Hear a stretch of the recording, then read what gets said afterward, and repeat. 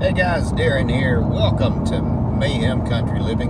You could call it the Mayhem Morning Minute. I guess it is all good. I could say welcome to Mayhem Country Living. I could say welcome to Mayhem Preparedness because it goes out to all the channels anyway. And I want to remind you while we are doing all of this that this video is for topical use only, guys. What is happening today? A lot of things have been happening. You can see it in the news, a bunch of stuff going on. Some stuff's been kind of tugging at the back of my brain. And I wanted to touch base on it. I did not want you guys to think that this channel was just about completely, utterly negative things, because we have been talking about things that are darker and a little bit more dire. Alright guys, now we're back. But that's just the way it was. There's a lot of things that had been happening in the news and with the current events, and you know, sometimes we play the cards that we're dealt in that hand, and sometimes we reshuffle the deck. And that is kind of what we are doing today. I want to talk to you about something that can be considered optimistic, and I have made notes.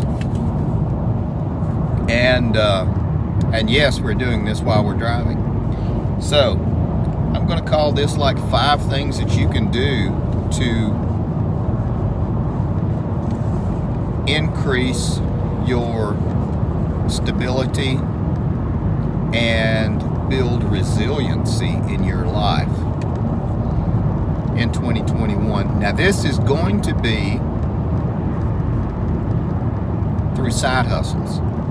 So you could say that this is going to be how to make extra $100 a month. Something like that, which you can easily do that. No problem. I have done it for a very long time. My father, and I have mentioned this before, my father, who's still alive, he's approaching 80. I'm 51. I'm still scared of the old man. He makes me nervous. I wouldn't call him old man in front of him because he might whip me. He beat this into me when I was younger.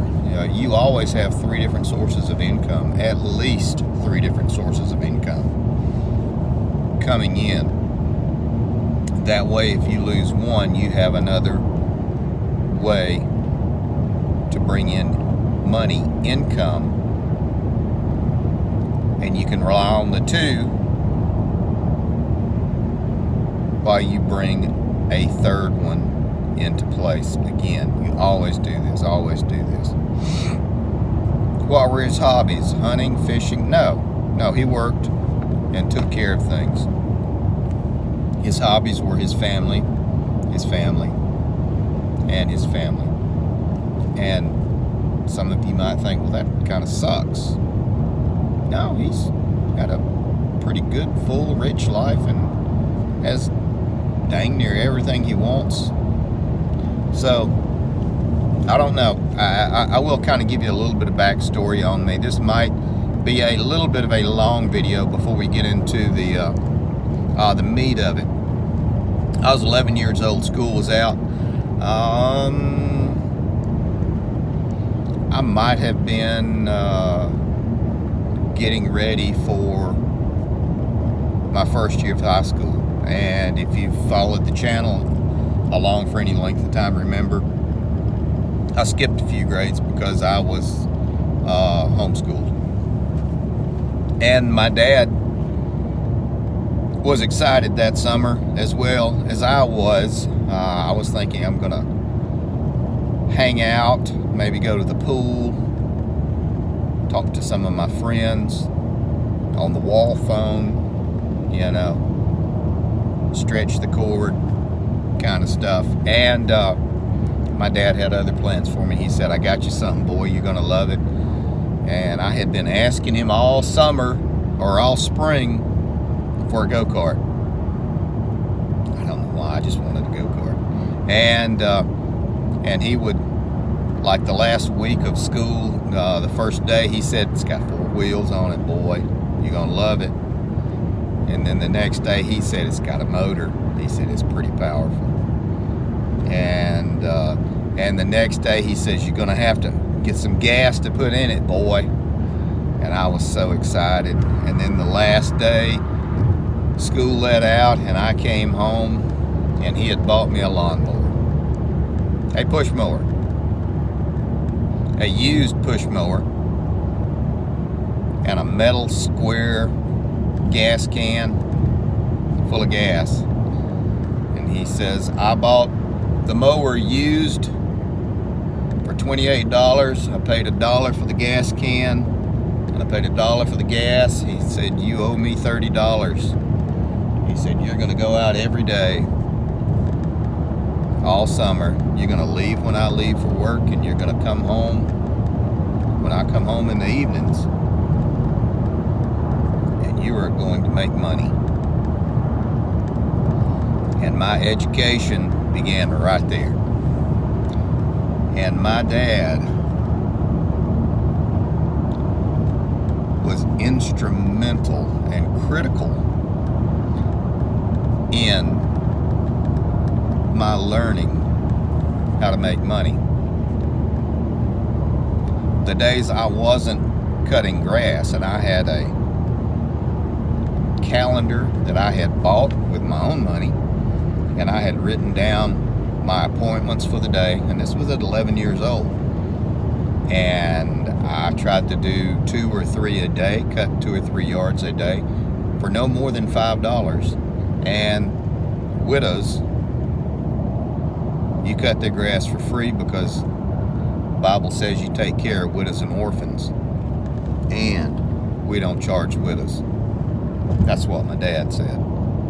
And I didn't. Dad would take me to job sites, on construction sites, and would talk to the foreman, and he would say, trying to teach my son the value of money, I'd like for him to come on and work with your crew, and the foreman or the straw boss would say, well, we're not going to pay anybody like that. And Dad said, you're not going to pay him. He's going to work for tips. And the foreman would look at my dad like he was crazy. And Dad said, no, you're not going to pay him. He's not going to make an hourly wage. He's going to make whatever you feel like he earned. And the foreman said, okay. And so that began my career in construction, with sorting scrap lumber, learning about 2x4s and 2x6s and everything, and what nails were, and the penny weight of nails. It was very interesting, and I learned a lot. And mind you, I was 11 years old when I was doing this, and then it progressed to where Dad said, you could probably make some good money bringing lunches and cans of Coke to them, Coca-Cola, because it was in cans at that time, for lunch, and selling them sandwiches, $1 a sandwich, bologna sandwiches and stuff like that. And I did that too. And so I would buy bread and mayonnaise and mustard and ketchup and pickles and leave it on a shelf at the house in the refrigerator. And my mom would make the sandwiches, and I would split the proceeds with my mother. So that was how everything progressed. And it progressed so much and so well, and I actually began to make a decent amount of money doing this. And so at 11 years old, I paid $35 a week in rent to my parents. So this is what I have done, and this is what I've always done, and this is how you do it. Now, I have to say, I did this with my children. My children may not be very happy with the things that I have done, but I know they can be unhappy with me sitting in their nice house or driving their nice car, because at least they learned the value of work and they were instilled with a good work ethic. Nothing like my dad did with me. Dad was old Army. He was a drill instructor, and he always laughingly and lovingly said that he was a drill instructor back when they could still hit you and get away with it. And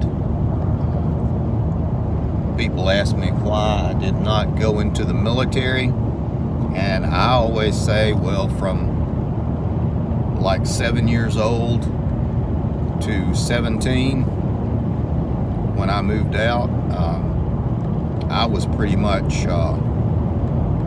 already committed in my dad's military force. And so after 10 years of service in my dad's army, I opted out. No thank you. But I'm running a little bit long on this, so I just wanted to give you that backstory to let you know the things that I have pulled out and mentioned here are things that I have done and my wife has done with me. So, starting with number one, and the advantages that you have nowadays are fantastic because of all the benefits of the internet and everything. Nowadays you have Uber, Grubhub, Amazon. You can do so much online and set up appointments, meetings, pickups, drop-offs. So the number one thing is going to be online services. Uber, Grubhub, Amazon. You can make a really good bit of money. Now, you might have to have some sort of permit. You might have to wear a mask now because of COVID. And you might have to have some sort of insurances if you're doing Uber or Amazon. You might have to pass a background check with that as well. But that is a fantastic way to make side money. I have not done any of those, but all the others I have. The Amazon thing is very interesting to me, and we have, my wife and I have toyed with the idea, especially since this little car here gets about 32 to 34 miles to the gallon on doing some little traveling. So it might not be a bad way to do it. You can make some dang good money. People make a living off of that. Now, this money that you make, Uber, Grubhub, Amazon, it's taxable. It's reported. Probably going to get a 1099, so you bear that in mind. Do what you think is best with that. Now, number two, ways to make money, make an income, actually, or save. Grow a garden. Fantastic way to do this. Don't go buy the crappy tomatoes and the vegetables from Walmart or the store. Grow your own. You will learn so much. There's so much involved in gardening. And in addition to the gardening of vegetables, growing those and selling them, do herbs as well. That is something I have done, and that is something I'm going to be doing this spring. We're on the new property now, and we have a lot of good ground. I'm going to dedicate about 300 or 400 square feet to growing maybe 5 or 6 different types of herbs.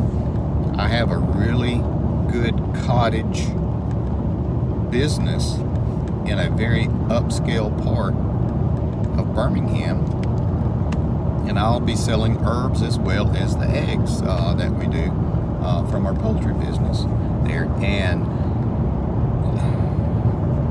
I can sell everything that I grow and my chickens do. It is crazy. And yes, there are people out there that will pay $10 a dozen free-range organic eggs. Absolutely. Now, going to number 3, capitalize on a skill set. It could be something as simple as knowing how to sharpen chainsaws really well. I can't do it. BC Truck, his channel, he can do it. I've watched him do it. I've talked to him on the phone. I can't do it.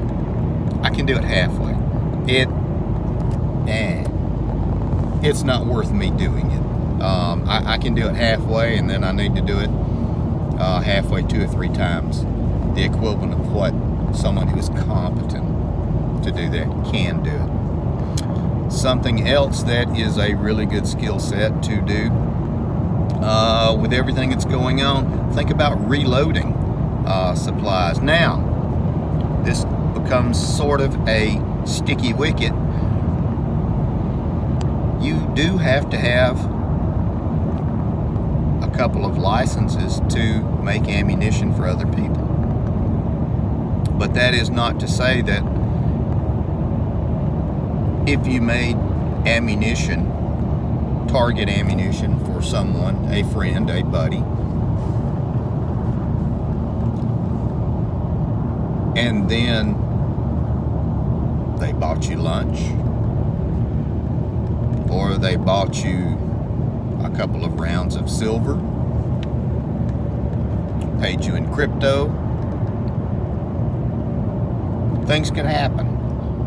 That is between you and them and the fence post. So there are things like that that could happen. If you can saw a straight edge, you could make picture frames or carpentry work, birdhouses, build bees nests for beekeepers, all kinds of stuff you can do. Goes into the next thing, number 4, the 4th thing that you could do to make a little bit of side money, handyman business. Good googly moogly. You can do so much with a handyman business. Okay, cut grass. Yeah. You can paint. It's not terrible.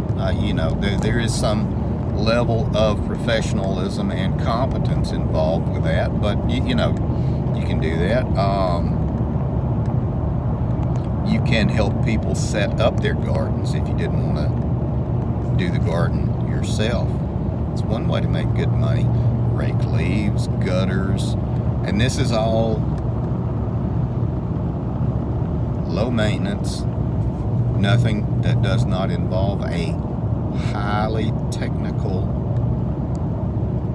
skill set. I'll say that. Hang a door, hang pictures, level. I can't do that.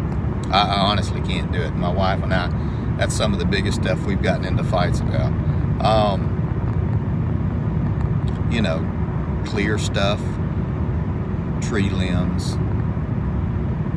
cut down dead trees, all kinds of ways you can do. You can make money. Now, the number 5 thing that you can do to make money, and I'm talking about folding money here, guys. That money that pays the bill, and not the water bill. We're not talking about paying the water bill. We're talking about skills that you can have, side jobs that you can do that will pay. How about the power bill? How about let's pay the mortgage with this kind of stuff? Now, 5th one, it's going to be a bigger one. It's going to be a service-oriented skill set. Now, a lot of people get all upset because they think they're too special or too good to do anything like this. Lawn care, I've mentioned that before. That's a really good one. You can wash windows. You can make $100 an hour washing windows. Send me a PM or send me a message below and I'll tell you how to do it. And you will make $100 an hour if you find the right people. Because people don't want to do that. You can absolutely make good money doing that. You can also clean out garages. If it's not a whole lot, you charge by the linear foot. If it is a big old pile of stuff from floor to ceiling, you charge by the cubic foot. That means, you add an extra dimension when you are estimating the cost and the time, and then you go through and sort the stuff on your own time, scrap it out and resell it. You can make so much money. This is all stuff that I have done. Now, there's something else that you can do, something that my wife did when we were poor, broke, and hungry and did not have a whole lot to go. And I will mention that she has helped me in every one of these endeavors that I've done. I used to be the caretaker of a cemetery at one of the local churches because they paid exactly the same that I would take to pay my child support. To me, that's a no-brainer. So yes, I was a caretaker of a cemetery for 4 years. I don't care. It was good money, and got a 1099 for it, but paid my bills and took care of my kids. I mean, you can't beat this kind of stuff. My wife took in laundry and ironed shirts. I'm gonna say it was like for $1.25, maybe it was $1 a shirt. She did that, and this is not like 100 years ago, guys. This was, okay, this is 2020, 2010, stuff like that.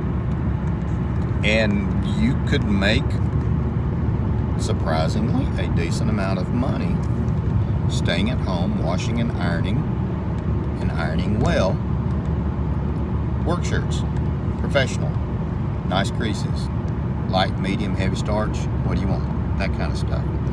These are all different things that you can use.